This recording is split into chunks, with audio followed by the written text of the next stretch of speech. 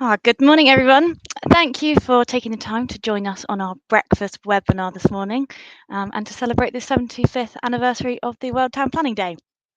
It's great to see that so many of you are just as keen and enthusiastic to talk about planning this early in the morning. As a brief introduction, my name is Philippa from Chapman Lilly Planning. I'm the current co-chair of the Dorset Young Planners. And as many of you may be aware, it's the Dorset Young Planners Steering Group alongside the RTPI that have organised this webinar today. So thank you to everybody. We do run regular CPDs and socials throughout the year, so please do keep your eyes peeled for upcoming events on the RTPI website. To help you get the most out of this session, we have the following housekeeping points. As attendees, you have all been muted by the organiser. We hope you enjoy it and would very much like you to participate via the chat box and the question and answer functionality. We'll answer your questions either here or in the question and answer session at the end. If you would like closed captions, please press the CC button at the top of your screen. The speakers' presentations will run for approximately 15 minutes each before we come to the question and answer. Dorset Young Planner Claire Bolton will then be picking a few questions from those submitted to be answered at the time, and any questions not answered will be considered after the session and answers emailed to all participants. So best of luck, Claire. If you like any of the questions that are submitted, you can upvote this using the thumbs up button on the question. I or Claire will then look to include this question in the panel discussion later. This webinar is recorded and a link will be sent to you after the event. If you personally lose connection to the session, then please try rejoining via the link emailed to you from the RTPI regions or Big Marker. You may also want to ensure that your Wi-Fi is at an optimum level by disconnecting all other devices from the Wi-Fi. Sometimes using another browser also helps with that connectivity. And if any of our speakers lose connectivity, then we appreciate your patience and please do wait in the webinar. We have a really brilliant panel this morning. We're starting with 2 case studies in Dorset from both an SME developer and an architect's perspective, before heading all the way to the other side of the world to get an appreciation of the creative ways Victoria and Australia are tackling their housing crisis. As we all know, the delivery of homes is high on Labour's agenda, and so it's really important to discuss how we can seek to meet housing targets in a way that encourages communities to thrive. We are on a tight schedule today, so without further ado, I'd like to introduce you to our first speaker, Malcolm Curtis from Redtail Holdings, who will be discussing the delivery of Maybower Gardens in Dorset. Good morning, everybody. My name is Malcolm, as you just heard, it's Redtail Holdings, and we're a small SME house builder here in Dorset. I'm going to take you through a scheme that we've recently commenced on. I think it's very typical of some of the problems we have as a regional small house builder, and most importantly around the planning side of things. As Redtail Holdings, we like to build a little bit bigger, a little bit better. We like to design our schemes well designed, and we're very, very much customer focused. All of the design, everything we deliver, we think about the customer first. Part of our frustrations, we think that planning is very much policy led and it's not people led, whereas we try and turn that planning policy, trying to turn our schemes into people led. You can see here, this was a scheme that we bid on from Homes England. Homes England is the government body that looks to enable housing development by acquiring government sites and bringing them forward. So this was an old school site. They demolished the school and they got outline plan permission for this scheme you can see here. On the face of it, from a planning perspective, pretty okay, nothing too wrong. There's some nice mix of housing. When you dig a bit deeper, is this really what customers want? It's quite high density scheme, a lot of tarmac, road all the way around, some 3-story flats in a rural setting. It's got planning permission for 58 units. Planners liked it. It got outline permission. We didn't like it very much, so we came forward with our bid. On the next slide.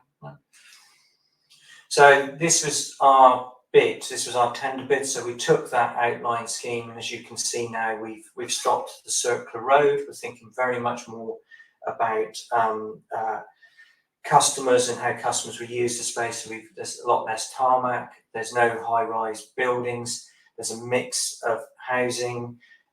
The affordable housing, which I'll come on to a bit more in a minute, is tenure blind, is blended into the scheme. We've come away from the tree line, and we like this scheme.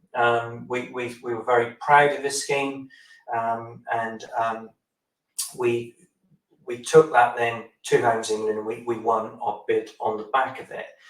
The problem we have with when we do this, though, is everyone pushes back. Planners push back because this is a lesser density scheme.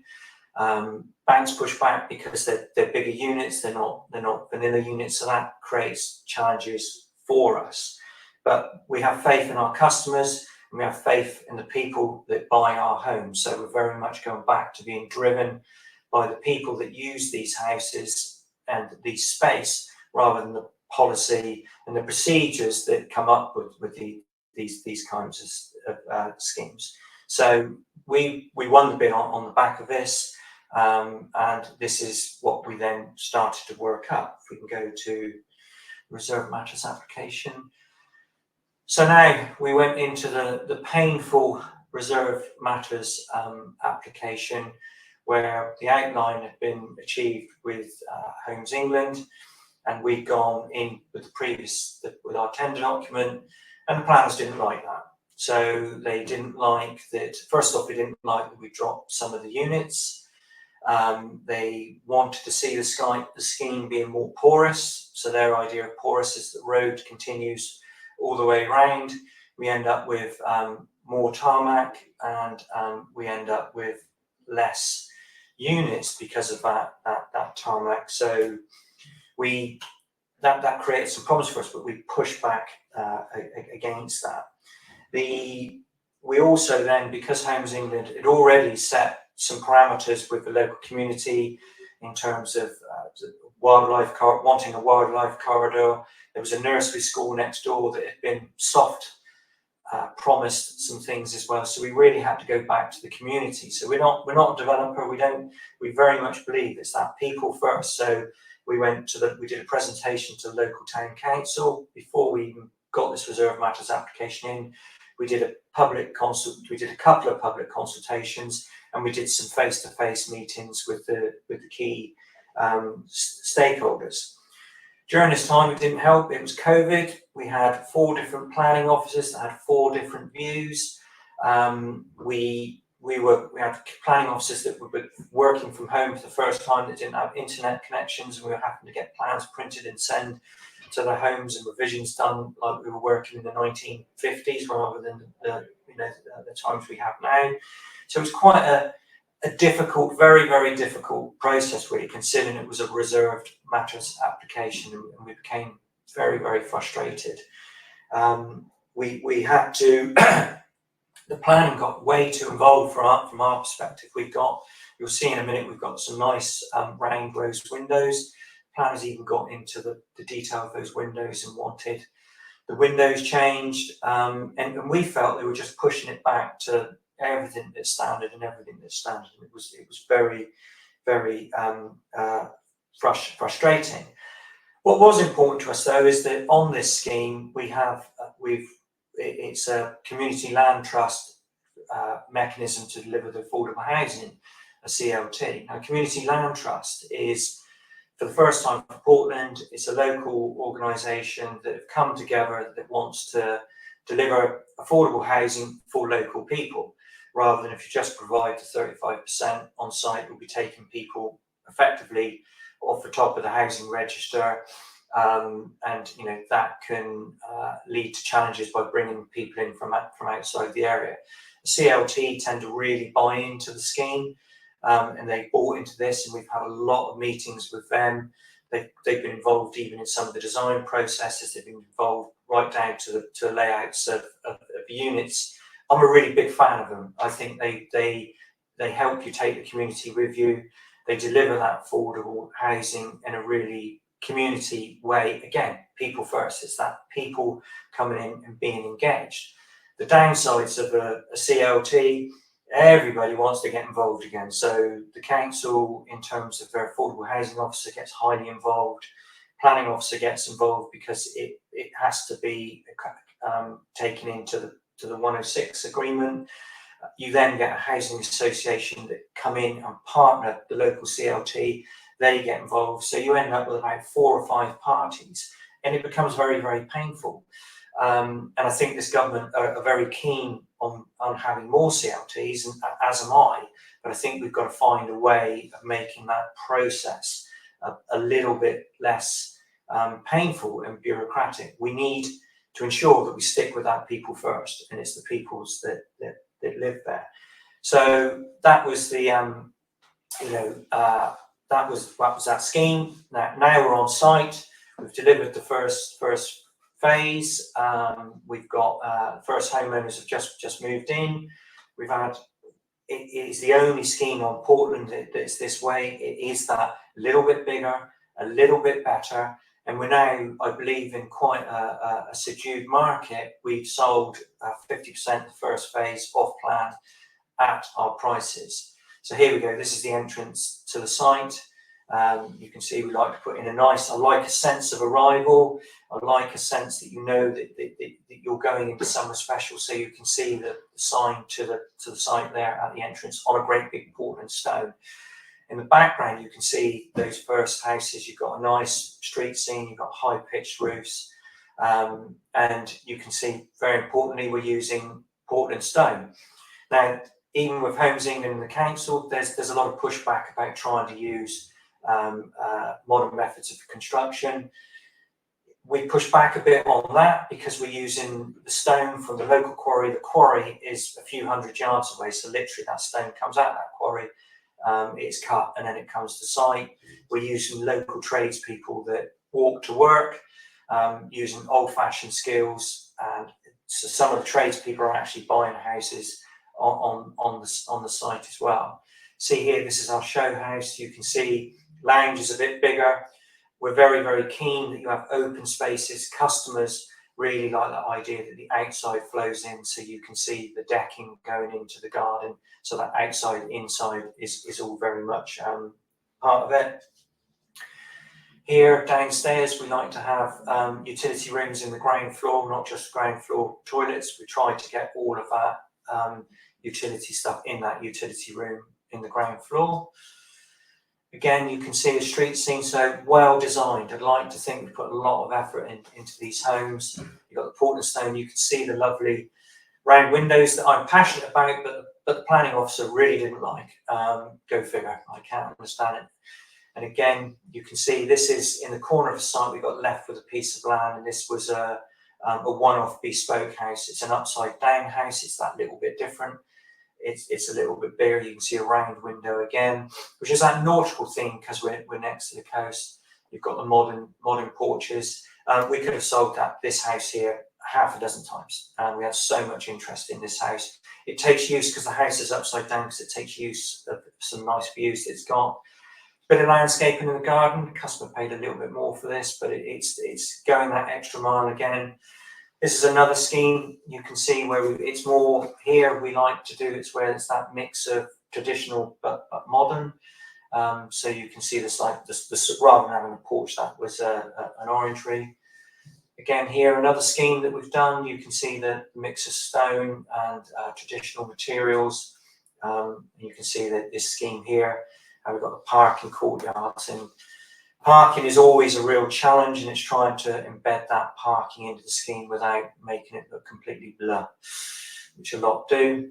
This one here is a more modern house. It's trying to mix that modern contemporary look with the traditional feel. So you can see the traditional stone wall with perhaps the modern zinc roof on the back. Again, here we've got, this is on a main road, but you can see this is perhaps, a more typical houses, but it's mixing that looking traditional. So the house here, this is on our Lawton site. What we like to do is you've got it's a traditional looking, but when you get closer, it's a very, very modern house. So it's UPVC windows. You've got the stone wall. When you go inside, it's open plan. You've got all the modern stuff. And that's the typical street scene. I'm always very, very keen to get streets in, streams in. But it frustrates me that planners often don't really even think about that. They leave it to highways, and you find that you're pushing back to highways who take a very bland approach. This is very typical here. Highways didn't like that little pop out. They want to keep the road straight, and we had to really convince them to have these little curves in the road and just pop the houses a little bit to give you that street scene. Same scheme here. You can see again great use of traditional materials, modern stone. Customers love it. They love the stone houses. Stone houses always go really, really well because it'd be here in 100 years' time. And there we go. That's what it's all about. It's about people, it's about place, and it's about a mix of tenure and people being happy in those places. And we have a lot of happy customers and a lot of repeat customers because we put people and customers first. And as you can see here, this is something I said back in 2019, I believe, and we do that. We have a lot of satisfied customers. I think that concludes. Thank you very much, everybody. Thanks, Malcolm. That's really interesting. Interesting to see the way that you tried to overcome conflicts between highways and street scene. I'm now going to pass straight on to Sam Goss. So Sam Goss is from Barefoot Architects, who will be discussing a bit more about the co-housing scheme in Bridport in Dorset. Okay, good morning, everybody, and thanks so much to Malcolm for that fantastic presentation. I hope this follows on quite well. I mean, I've called it Planning Places for People, so you know it's a real continuation. I'm going to sort of introduce this by saying that I began Barefoot Architects by taking on a 1 in a million chance of achieving planning permission for a backland development in my parents' garden to build a new eco house. And what I've always said is through an exceptional approach, by which I mean different and better, we achieved an exceptional outcome. And that commission actually led to me being involved with Bridport Co-Housing to design their common house. And then a couple of years later, they offered me the entire commission for designing the development of, at the time, the 36 homes, which as a 32-year-old architect was an absolute gift horse. So I actually handed in my notice the next day from Field & Clegg Bradley Studios in Bath and founded the practice. And our vision from the outset is to try and be the most ethical practice possible, and to do that by trying to inspire, enable and empower everybody to design their own affordable, sustainable home. And so we focus on community-led housing, co-housing and private eco homes.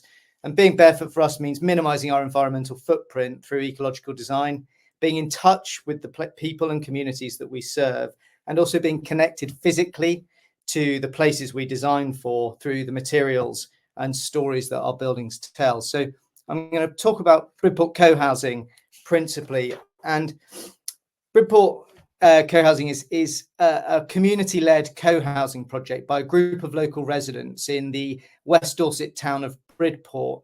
Now, this is a group of lay people on the day that they achieved planning permission in February 2016, after many years of grant-funded design work, employing people such as myself. And it was really not a straightforward process at all.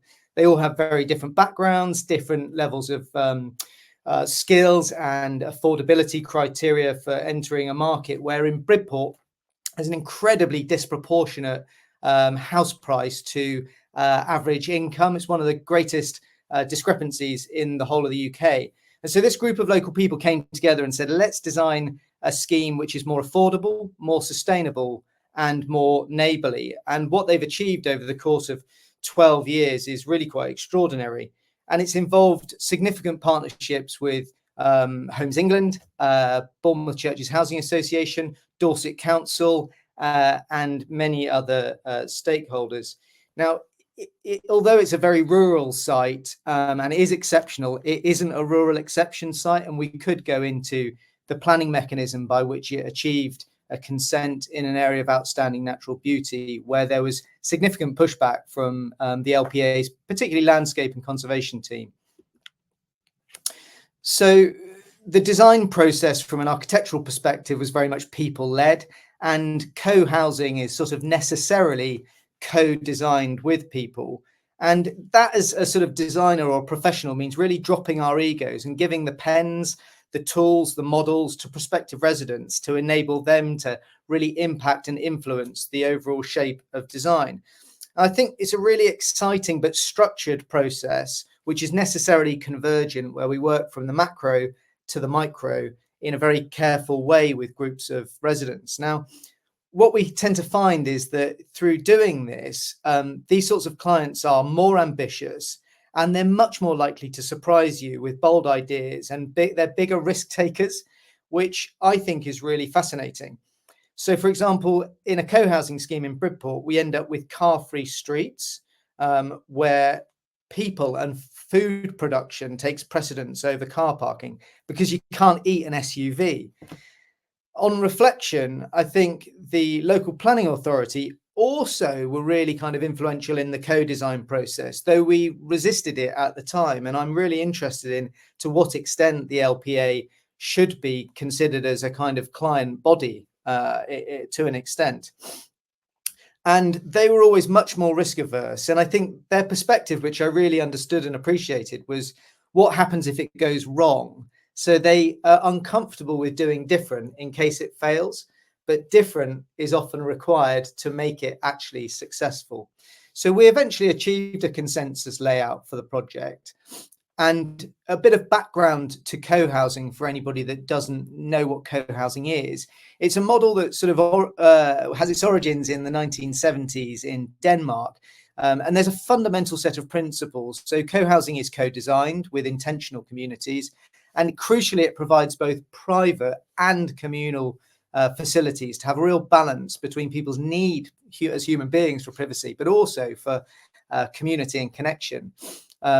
The sort of size of them tend to be between about 10 and 40 homes. And this one's actually 53. So it's the biggest co-housing project of its kind in the UK. But fundamentally, it also embeds control and stewardship and management of a development from the residents. So it's quite different to a typical model where of affordable housing in particular, where a housing association will be driving those decisions. But they're also really inclusive, and they're intended to be part of the community. They're not gated communities. So I think that's all fundamental to the design of things. And within this, you can see that we've got a shared common house in the centre of the scheme. All of the homes are south facing. We've got car-free roadways, which give access for emergency vehicles, but allow level access from the car parking areas to each of the homes. And the car parking is critically kept to the perimeter of the site so that all of those streets become playable spaces. Now, the top of the site here was left as a wild space for recreation and food production. And that was a really critical thing within the AONB, that the local planners and the landscape officer wanted us to compress the development as far down the hill as we possibly could. And all of the homes are comprised of a series of terraces, which have a mixture of 2, 3 and 4 bed homes. And rather than having car parking along the streets, the residents wanted to have food production. So shared allotments with greenhouses, sheds, tool storage, and it's incredible to be in there. A series of swales denote the boundary between the public and private spaces of the house, and they all pour through rain gardens into an overflow stormwater attenuation pond in the centre of the site within this village green. And then there's some flats and apartments which sit at the lowest part of the site, where they're closest to the car parking and have much better accessibility for some of the more elderly residents that live there. And right in the corner of the site, we've got this shared workshop and tool shed, which is used as a community facility with local residents of the neighbourhood who maintain the woodland opposite. So fundamentally, co-housing has this sort of low energy, or this project has a very low energy layout, which means doing things quite differently. So that fundamentally requires an understanding that to deliver really sustainable zero carbon housing, it has to be configured quite differently. So from a master planning perspective, the number one piece that we sought to do here was orientate all of the homes south. Now, what that means is we're prioritizing energy, ecology, water management, transport, food production, arboriculture, and social interaction as the key drivers of design. And those things necessarily produce something which is quite different as a layout. but I think enables it to achieve these ambitious targets that we have set ourselves in the UK for more sustainable net zero housing. Fundamental to co-housing is this idea of really addressing the loneliness epidemic that we have in the UK, right? We've got this significant social problem that isn't being addressed, and we can measure objectively biodiversity net gain, but what we're not really measuring always is what the impact of loneliness upon our communities, families and people. And so co-housing seeks to facilitate social interaction, and what we've done here is every front garden faces south and is sunny. It has a bench with a pergola over the top of it. The front doors are paired. The streets are safe for children to play in. Instead, they use trolleys from a garden centre to transport their goods from their cars to their homes. And these are priorities that the residents themselves have set to make the development more sociable. The streets are permeable, they're not tarmacked, they're hogging. They've got food growing in the street, which allows people to meet, greet and spend time together in a way that otherwise just wouldn't be possible. We've developed the scheme to a higher sustainability standard than might otherwise have been achieved. And that's one key point of community-led housing is I think you see that residents themselves are much more ambitious at achieving better. We aspired to passive house, but because this is an almost 100% affordable scheme, we use the AECB, the Association of Environmentally Conscious Builders, building standard. And that's slightly lower than passive house, but still an incredibly low energy approach. And what that does is eradicates fuel poverty from the people that live there. And it's done so in a variety of different ways. And you can read into that a little bit more with the presentation afterwards, if you like. We talked about MMC a moment ago, and here the project started on site during COVID, very difficult moment for the construction industry, but this used modern methods of construction through off-site manufactured SIPs, and then we did clad it with local materials. So I really liked what Malcolm was sharing of his projects. And similarly, we've got a Dorset red brick, which refers closely to the conservation area of the adjoining neighbourhood. And on the upper levels, we clad the houses in Siberian larch. And the timber there really softens and it sits very nicely within the kind of wooded, verdant landscape character of the immediate surroundings. A kind of really innovative thing that this scheme has done is delivered a photovoltaic community microgrid. And what that means is this development has formed itself as an energy company. So they created their own ESCO, an energy supply company, and all of the south-facing roofs are covered in photovoltaic panels, which supply a massive battery energy storage system, which is a huge bank of Tesla batteries. And that allows the company to sell electricity at reduced cost to all of the residents if they choose to. So you can't mandate it. And that means that they're producing their own electricity at cut price to run all of the modern systems of air source heat pumps, mechanical ventilation with heat recovery, and indeed direct electric heating, which is very low usage on high performance homes with big windows. So this community co-housing project, is set within this spectacular AONB setting, and it's a sensitive landscape. There's no doubt about it, and it was challenging to achieve. But what it produces, I think, through working with a group of local residents, is something which is really special and unique. Now, it is the largest of its kind in the United Kingdom.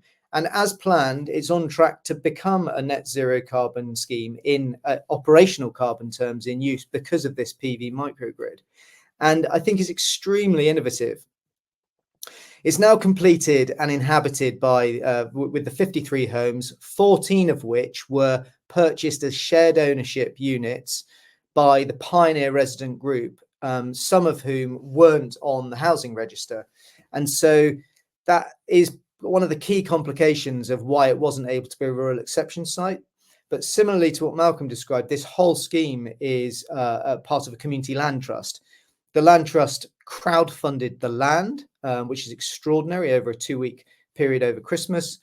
And they will therefore be affordable homes in perpetuity. So the land trust retain a percentage of all of the homes and the freehold on the site, which means they charge a ground rent, and it's a sustainable kind of business and financial model to ensure that these homes remain in the hands of local people in housing need forevermore.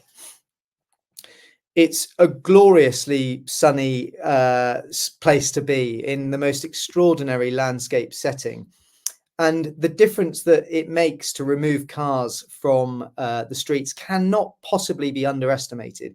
It's the single most sort of spectacular move at transforming how people can live, move, play, socialize, interact that I've ever seen. And it really is worth its weight in gold. You see children's scooters and bikes everywhere. You see people stopping each other in the street. You see people sitting on their benches outside their front doors with a cup of tea, chatting with their neighbors. These things impact people's lives in the most fundamental of ways, in such a positive and extraordinary manner that I'm unbelievably passionate about communicating it, because so much of our design is driven by highways and the need for tarmac, and that is not a good place for human beings to thrive within. As I said, the residents had these big ambitions of big windows, which we upheld, wide staircases that they can sit on. We really wanted to incorporate design features like chimneys, which are this, archetypal signpost of home and domestic architecture in the UK. But we don't have fires anymore. We've got MVHR ducts and we've got air source heat pumps. So we incorporated those within contemporary timber chimneys on the back that handle all of those things.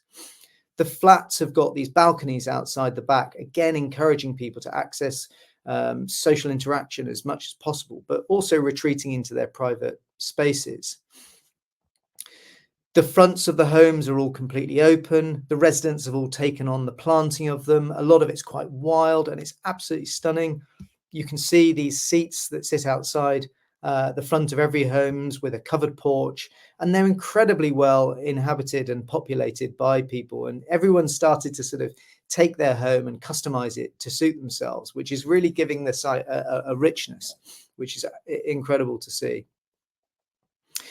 I touched on this idea of allotments replacing SUVs, and look what it does. They are collectively growing huge amounts of food. They've got shared greenhouses, shared tool sheds, shared bike sheds. It's safe enough that people leave their bikes out.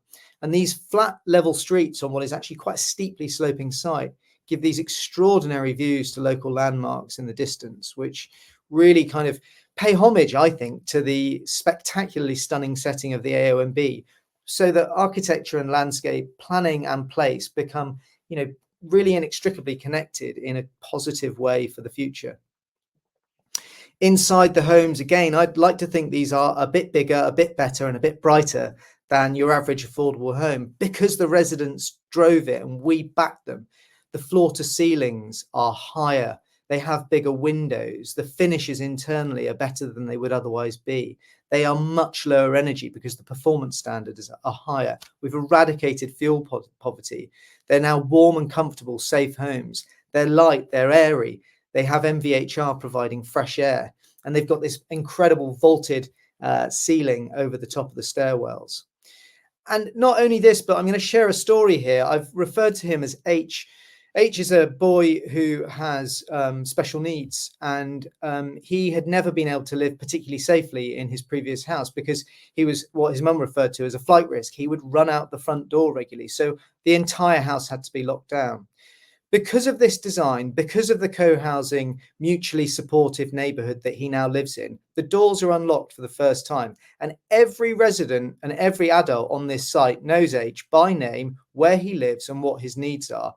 And they're able to take him back home safely on streets that don't have cars, so he's not at risk. And his mum told me the way in which it had absolutely transformed their lives as a family. And for the first time in his life, she'd been able to relax and enjoy her life in her home. And that is the power of changing the way we think about design. I truly think that Bridport co-housing is a place to grow. The town has grown, the people have grown, they are growing food there.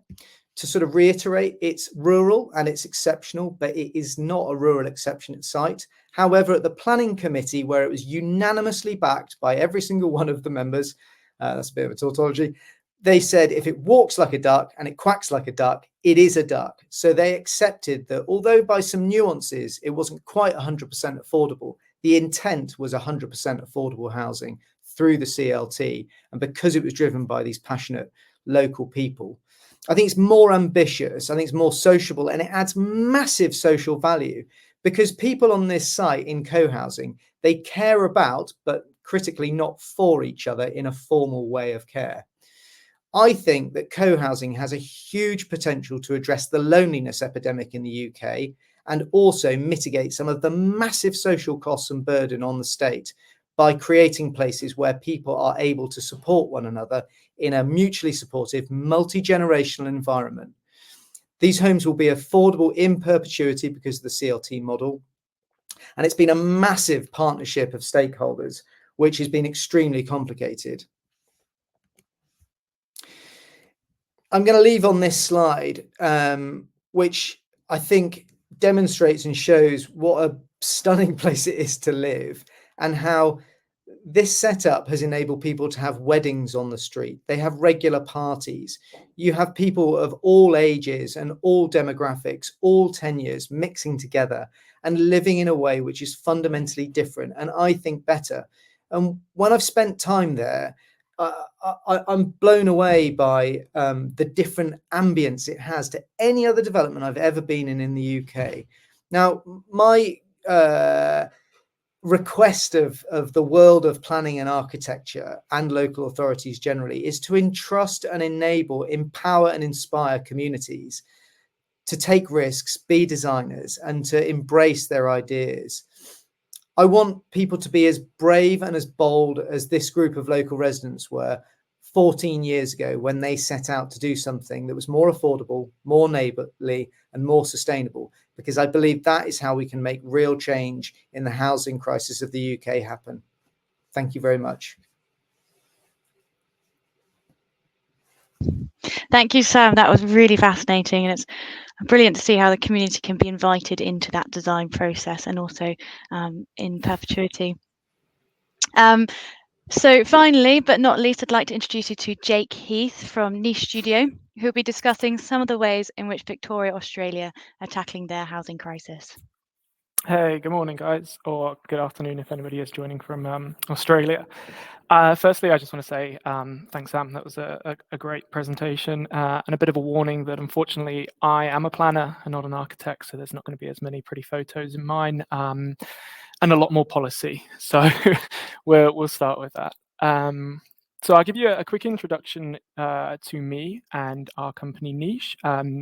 So we're a private planning consultancy located in Melbourne, Australia. Our team was established in 2012 and we consist of a mixture of strategic statutory planners as well as a small team of urban designers. And I'm wary that maybe we don't use the terminology strategic and statutory planners at home.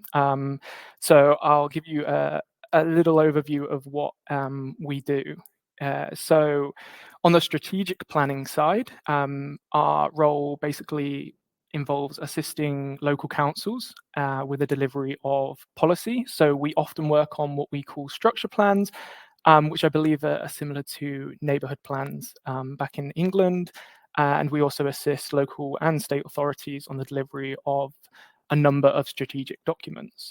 So our jobs involve a lot of policy writing. And on the other end of the spectrum, we also are involved in statutory planning, which is probably more associated with what private planning consultancies would do at home. So we often work hand in hand with private developers and all your consultancies, such as architects, to deliver a mixture of brownfield and greenfield housing projects, ranging from your small 1 to 2 dwellings all the way up to large housing estates. For myself, I'm sure you may be aware that I'm actually English. I studied in Bristol, the University of the West of England, and I actually worked alongside Philippa and Claire at Chapman Lilly Planning for a year. And then after graduating, I moved over to Australia. So I've got about a year's experience here and just under a year's experience at home, so kind of a 50-50.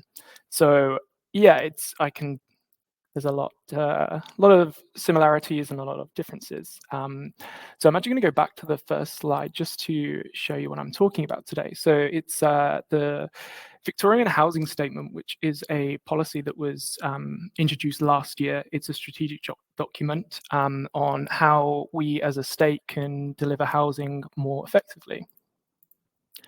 And if I put forwards here, I'll give you a little bit of background information as to why this document was needed. So rather ironically, much like the United Kingdom, Australia has a housing crisis. And I actually quickly had a little look at some statistics. So Australia is actually the 6th largest country in the world. However, 10% of Australia's land is considered habitable. So much like England, we're very much suffering with a lack of space to actually develop. And with an increasing population, we are actually experiencing a housing crisis over here. And the housing crisis has actually resulted in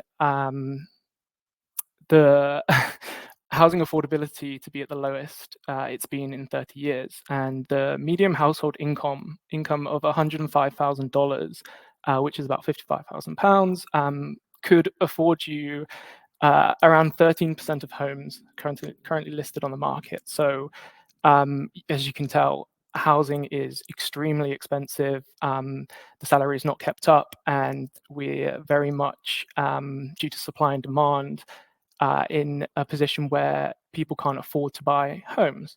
And it's not only homeowners that are also affected by this. Rent has also skyrocketed recently, and rental costs across the country are actually rising at the fastest rate in 15 years, with an annual rent increase peaking at 10% in the financial year of 2022 to 2023. So effectively, your rent is going up 10% every year, which is crazy. And I'll go on to the next slide. So why is Australia experiencing a housing crisis? Well, Victoria was actually named the fastest growing state in Australia by 2023. And Melbourne's population is actually expected to reach 10.3 million by 2051. At the moment, our population is actually at 5.3 million. So we're looking at almost a double in population in the next 25 years or so. And it's estimated that to accommodate the projected increase in population, an additional 1.6 million homes need to be created by 2051. However, at current rates, the construction for new dwellings is not occurring as quickly as it should. And actually in Melbourne, we're looking at falling short by 25,000 homes each year. So now to the housing statement. So the Victorian government actually realised what was going on, and last year we put out a strategic document which is called the Housing Statement, and it's a statement that sets out the strategic pathway to build 800,000 new homes, or the equivalent of 80,000 homes per year for a 10-year period. And it also acts as a foundation for a long-term plan to reach the proposed total of 2.2 million additional homes in Victoria by the deadline of 2051. So the statement includes a wide range of initiatives that seek to boost the supply of housing across the state. And these initiatives are categorized into 5 key themes, which I'll quickly summarize. So theme 1 is good decisions made faster. So this is effectively a revamp of the current planning policy. And these initiatives include increasing budgets for state and local authorities for additional staffs so that we can get through planning applications faster. It also includes the implementation of a streamlined planning pathway for specific housing developments. So if you're looking at proposing social housing or affordable housing, there's a new process where not as many planning policies need to be considered, and it's a streamlined pathway, and it seeks to deliver the essential housing faster. There's also other initiatives around planning policy, which includes the exemption of specific housing types not requiring a permit, and that's what I think I'll touch on later, because there's a very interesting type of housing that no longer requires a permit. And moving on, we've got the theme number 2 is cheaper housing, closer to where you work. And this theme includes initiatives for the release and reuse of council-owned underutilised land within the established settlements through projects such as Development Victoria, the level crossing removal project, and VicTrack pipelines. And it also includes a 7.5% short stay accommodation levy, which will be imposed on short stay accommodation to help reduce the amount of short stay accommodation within the city centre. Number 3 is protecting renters' rights, and this includes a complete overhaul of rental legislation. So it includes new legislation surrounding the end of lease of rental increases, more strict rules on rental bidding, and notice periods for vacating and increasing rental costs. Number 4 is a specific policy for social housing. So currently we already have a lot of policy surrounding the implementation of social housing and how to increase the level of social housing that we currently have. So this theme seeks to boost and reaffirm the actions of the Big Housing Plan programme. And the initiatives also include the pledge to retire and redevelop all 44 of Melbourne's high-rise public housing estates by 2051. So there's a lot of stuff going on in regards to social housing. And the last theme, is a long-term housing plan. And the housing statement effectively acts as the initial actions that are required to achieve a long-term housing plan within Victoria. Moving on. So the point that I actually want to touch on is under theme 1. And whilst the housing statement, I tried to give a very brief overview, but whilst the housing statement provides our state with an exciting time for positive change and progression, it's clearly way too large for us to dissect in 15 minutes. And therefore, obviously, in light of today's topic being delivering housing differently, I wanted to focus on one specific initiative that has already come into effect since the release of the housing statement. Now, a large focal point of the housing statement was the ability to deliver a variety of housing types, which cater for diverse needs, the diverse needs of our population, and more importantly, the ability to deliver at an affordable cost. And it was identified within this housing statement that small second dwellings, which are up on the screen right now, are a great opportunity to provide one option for a diverse and affordable housing option. So what exactly is a small second dwelling? So as you can see on the image on the screen, a small second dwelling is also known as a granny annex or a garden unit. And it is a dwelling that consists of a building that is no greater than 60 square meters and is located on the same lot as an existing dwelling. And it must be the only second dwelling on a lot. So in the image there, you see you've got the main house to the front, and located to the rear of the property is the second small dwelling. Now, a second small dwelling must contain the facilities that are normal to a house. So it must have a kitchen, it must have a bathroom, and it must have a toilet. But interestingly, there's actually no requirements for them to contain a level of parking. So you can propose a small second dwelling and it doesn't require a parking space. They also can't be subdivided off from the existing dwelling, so they must remain under the same ownership as the existing dwelling on the lot. However, there are absolutely no restrictions on the ability to rent out a small second dwelling. Therefore, they can provide housing to a diverse range of people, which I'll come back to shortly. It's also worth noting that a small second dwelling also requires the same residential. It requires to maintain the same residential tenancy requirements as regular housing, which includes minimum room sizes, requirements for private open space, domestic facilities, and safety features such as smoke alarms. So why are small second dwellings not already a solution for our housing crisis? Well, actually, before the housing statement was released, in order to build a small second dwelling, applicants were required to obtain a planning permit for the use and development of a small second dwelling, as well as, sorry, as you know, a process of planning can be costly and a timely process. So often individuals were actually not wanting to go down this route. So in this instance, the uptake of developing small second dwellings was slow, and it was easier just to subdivide off your block and build a regular second home if you were going to go down that route. This was also amplified by the lack of specific planning policy legislation surrounding small second dwellings, and therefore often resulted in applications for a small second dwelling to be assessed against the regular planning policy designed for the assessment of 2 or more regular dwellings on a lot. This factor resulted in planning application processes being susceptible to the assessment against the residential code, which is a complex process that regulates built form design through height and setback controls, and is definitely off-putting to individuals who are not familiar with the relevant planning legislation.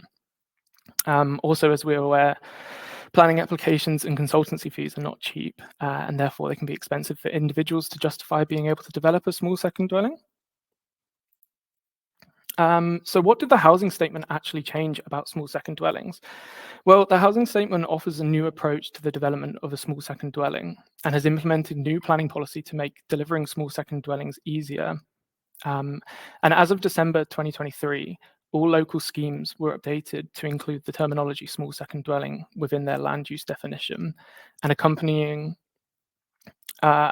set of amended provisions were also added to assist the local council with specifically assessing the small second dwelling correctly. But more importantly, the amendment to our scheme actually determined that the construction of a small second dwelling up to 60 square meters is now exempt from the requirements of a planning permit, provided it meets a number of requirements. And these requirements are that it's 60 square meters or less, is not located within a green wedge or conservation zone, which I think is the equivalent of the green belt at home, and that it's not subject to any flooding or environmental overlays. So being the equivalent of located in the flood zone, I think, at home.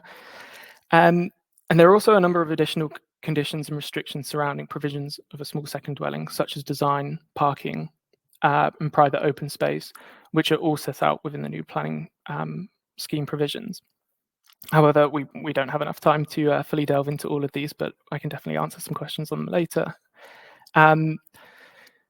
It's also worth noting at this point that whilst a planning permit is no longer required for the construction of these dwellings, a building permit is still required. So you'll still need a building permit approval to be able to construct these.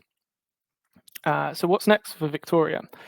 Well, it's way too early to actually understand how the legislation has affected the delivery of new small second dwellings. However, it's estimated that approximately 230,000 homes within Melbourne alone could be considered suitable for the provision of a small second dwelling without the need for planning permission. This figure represents more than 13% of Melbourne's entire housing stock and has the potential to provide a vast quantity of additional housing variety to Victoria, as envisioned by the housing statement. And I spent a little bit of time sourcing some prefab style small second dwelling options, and I found that these actually start from around $80,000 or £40,000, which in a city such as Melbourne, where the median house price for a one-bedroom apartment goes for $400,000 or £200,000, it's clearly a great opportunity and a very cost-effective route for providing more housing. But also, who would buy one of these houses, or who would be looking to rent one of these houses? Well, it's actually a great opportunity, and what we've seen most for older generations who are looking to downsize from their family home, but also want to remain in the area. They like the area. They want to continue to be able to have the same house or the same land that they're living on. So they build a small second dwelling, and they either move their extended family in, or they rent it out for a profit. This alone frees up obviously larger housing options for families who are in need of housing, and puts in people who don't need bigger houses. They've got the opportunity to downsize and move into smaller dwellings. Also, these are a great opportunity for families with children who are in the phase where they want to move. They want a little bit more privacy, but they're not maybe at that stage where they can move out or they can afford to move out permanently. So this also gives another opportunity for maybe people just a bit younger than me to move out, have a bit of private space and a bit of responsibility for themselves. Also, we've seen this as being a great opportunity for young families or couples who are looking for a cost-effective rental option. And also, it's a relatively cheap real estate investment opportunity for landowners who already have a property, having a small second dwelling that they're able to rent out for not much in terms of real estate cost-wise.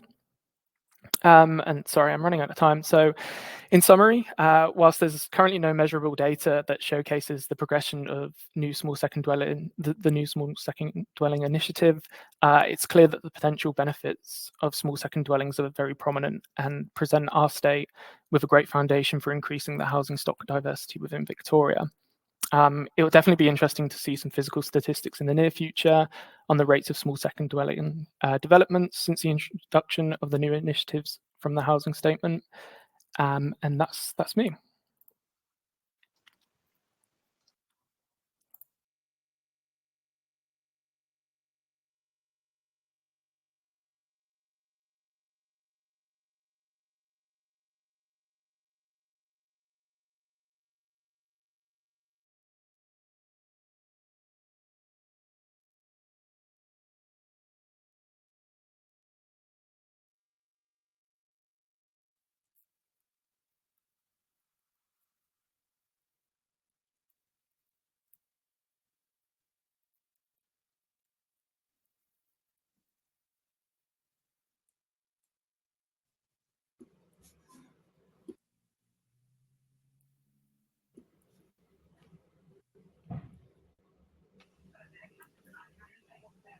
Thanks, Okay. Jake and Malcolm. Okay, can we move to questions? Claire, we can't see you, but we might be able to hear you.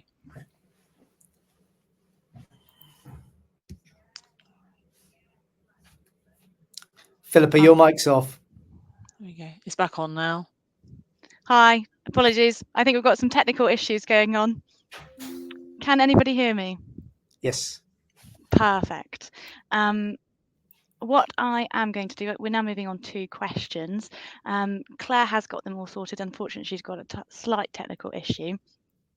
But if you bear with me one moment, I'm sure that we can get those sorted. In the meantime, I see, sorry, some questions will come through. Do you want me to answer a couple of these? Yeah, please take it away, Jake. Yeah, of course. So there's a question from Karen Dixon that says, is there a mechanism in place that stops small second dwellings from being used as short-term holiday let rather than a dwelling for permanent residents? And the answer to that is no. And in fact, Australia has a very, very lenient a short-term stay policy anyways, specifically for Airbnbs.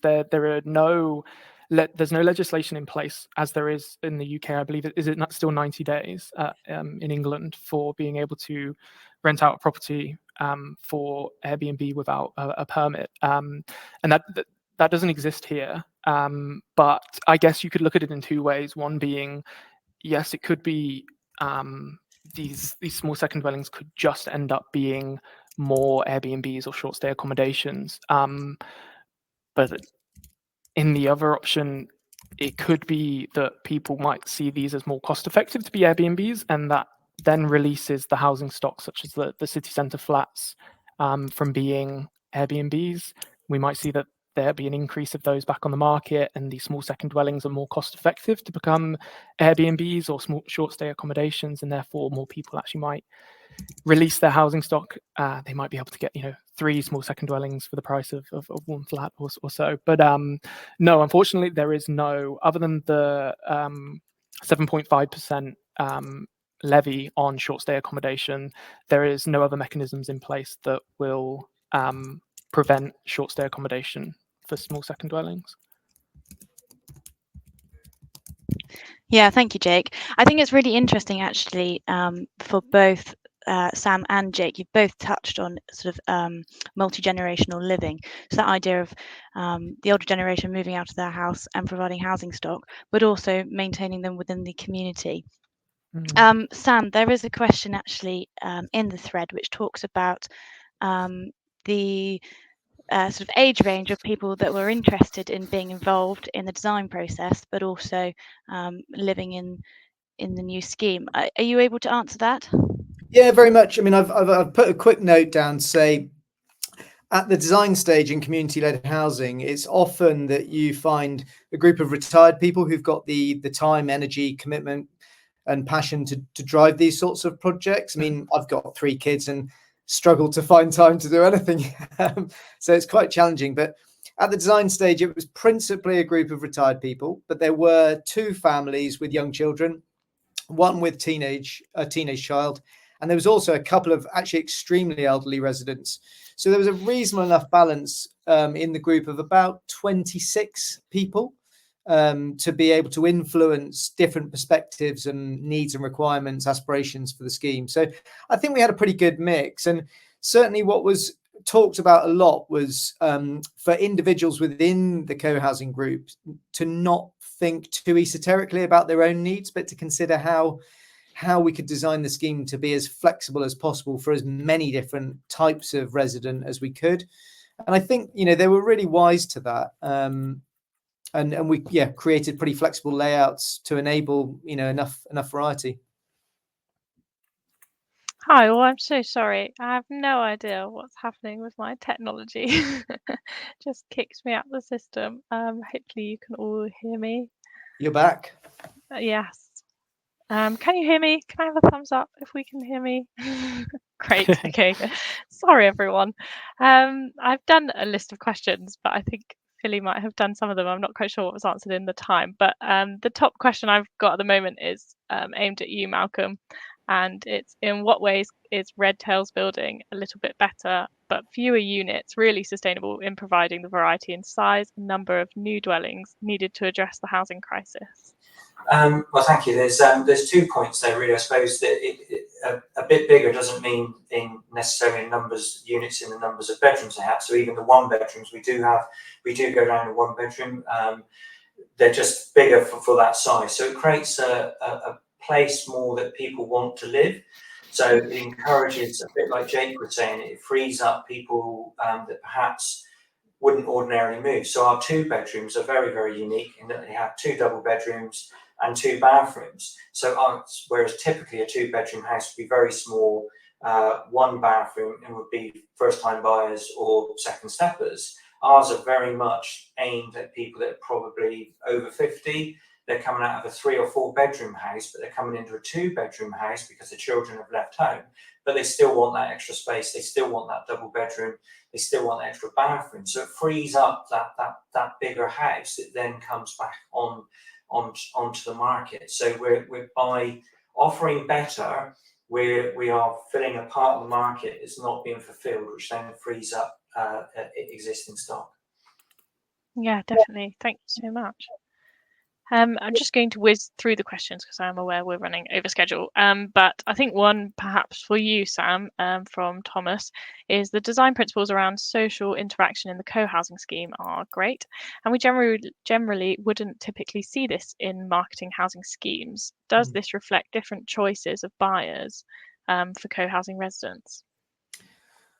I'm trying to understand the question, but I think I get it now. Yeah, I mean, co-housing isn't for everybody. So I think maybe there are some, lots of people I meet through housing schemes we design of different tenures want privacy. Their home is their castle. They want to shut the door and never see anybody again. And the fence can be as high as possible. Thanks very much. I think co-housing residents do come at it, to create an intentional neighborhood, an intentional community. That's the sort of the brief of it. as an extrovert, my wife's a real introvert. We both have quite different needs and aspirations around social connection and retreat. And I think a good co-housing scheme always has a back door. So, you don't have to be social and neighborly all the time. Like, no one can do that. I've got my bad days. So you need to create routes that facilitate different people, different needs, different times. But yeah, I mean, I think it definitely reflects the difference between the two models. Yeah, I think it's based around, can we take some of those principles that you've applied to those co-housing schemes? So things like the orientation of the dwellings and some of the solar panels and all those sort of sustainable design principles, can we take those and put them into every design scheme? Yeah, I mean, we absolutely should. Look, the sustainable design bit, that's the easy bit, right? I think that the technology and the orientation, I just think that's fundamental to the DNA. I think the really kind of tasty, nuanced things around how do we create places that encourage and enable better relational scenarios between human beings. How do we design boundary walls so that they're not enclosing people? How do we position front doors, and where do we put kitchen sinks? So all the houses have got the kitchen sink facing onto the street. So you're facilitating human beings to reconnect. And I believe, rightly or wrongly, I'm going to espouse my beliefs, but we live in this increasing age of social isolation where we're stuck on mobile phones. We've got AI and robotization. I think a necessary counterpoint to that for our survival as a race is to have increased sense of community, increased connection, increased opportunities for people to come together in the real world. And so we've got to design for that. And it means lower boundaries, different windows. It's all plausible. Yeah, that's really interesting. Thank you so much. And then one for you, Jake, I think, to finish it off, is about those second small dwellings. They were really interesting, interesting concept as well, and definitely something that Melbourne, clearly, Victoria, sorry, is taking forward. But one of the questions is there a mechanism in place that stops the second small dwellings from being used as a short-term holiday let rather than dwelling for permanent residents? I think we answered that one. Oh, sorry. but in short, no. Happy to answer another one. I was currently replying to one about the minimum housing size standards to protect the well-being of residents in small second dwellings.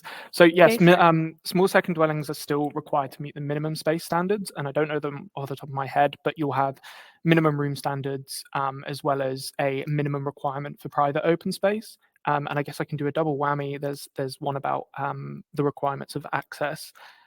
So they can have shared access. So it's not a requirement for them to have separate access to the dwelling, but yeah, so they can have shared access. So hopefully that answers 2 in 1 there. Great. Thank you so much. I will close this up then. Thank you everyone so much for coming in early as well. And for those of you that have come from Australia, thanks for giving up your evening times and your chill hours to be here and take part in this. And also obviously to everyone watching. We will have a feedback survey that will launch immediately after this session. Please do take the time to answer those questions, as it's a really useful survey for us to review and continually improve these events. Please don't write technical issues, because I know that very well. And there are also lots of other planning webinars being held today, as it is World Town Planning Day. So please do check those out. All the links are on the RTPI website if you are interested. And also for those of you down in Dorset, or those that might want to come down to Dorset, to plug our next event, we're holding a Young Planners Christmas pub quiz on the 4th of December at the Avocet, which is in Ashley Cross, so over Poolway. Tickets can be purchased on the RTPI website, or you can go to mine and Philippa's LinkedIn page, and we've got the post on there. You can follow the link there. Thank you so much, everyone, for coming, and to all our lovely speakers. Thank you, everyone. Thank you. Thanks, everyone. Thanks, guys.